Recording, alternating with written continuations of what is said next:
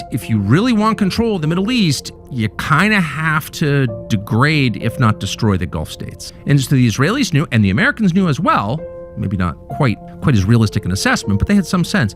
The Israelis definitely knew that if you start lobbing missiles into Iran, and if you start killing the leadership of Iran, and if you were to say kill the head of state / religious leader of one branch of Islam, the Ayatollah, if you were to do that, it would provoke a military response that would hurt the Gulf badly, and that it would, in some countries like Bahrain, site of the Fifth Fleet, you could potentially stoke like a true revolution, because that country is almost, I think, half Shiite. So you could cause massive chaos in the Gulf if you were to do this. Now, that wasn't a risk from the Israeli standpoint.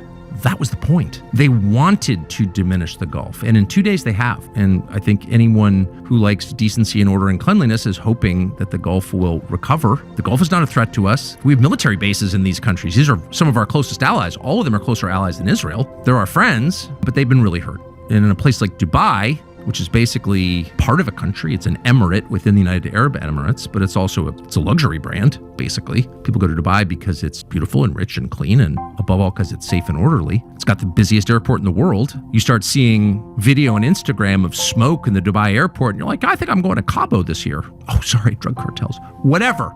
Maybe you go to Sedona this year. It really, really hurts these countries, and Israel wanted to hurt these countries. That's the point. Wanted to hurt these countries, wanted to sow chaos and disorder because they are rivals of Israel. So it's probably hasn't been reported, but it's a fact that last night in Qatar and Saudi Arabia, authorities arrested Mossad agents planning on committing bombings in those countries. Now, that's weird. That doesn't make any sense. Why would the Israelis be committing bombings in two Gulf countries, which are also being attacked by Iran? Aren't they on the same side? No.